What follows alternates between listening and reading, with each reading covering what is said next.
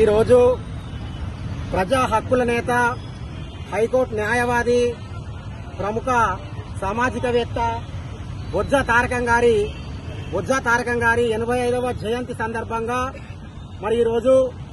ఏర్పాటు చేసినటువంటి కార్యక్రమానికి విచ్చేసిన వివిధ ప్రజా సంఘాల నాయకులందరికీ కూడా పేరు పేరున నా యొక్క ధన్యవాదాలు. మరి సార్ గారి యొక్క ఆశయం కోసం సార్ గారైతే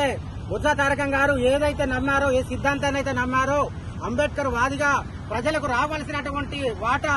భూమిని పంచు, బడ్జెట్ పెంచు, ఉద్యోగ ఉపాధి అవకాశాలు కల్పించాలనేటువంటి ఒక నినాదాన్ని ఎప్పుడైతే వాళ్ళు భుజంపై వేసుకున్నారో మరి ఆ రోజు నుంచి ప్రజల యొక్క మనసులో నాటుకుపోయినటువంటి విషయాన్ని కూడా ఈ సందర్భంగా ఒకసారి గుర్తు చేస్తూ,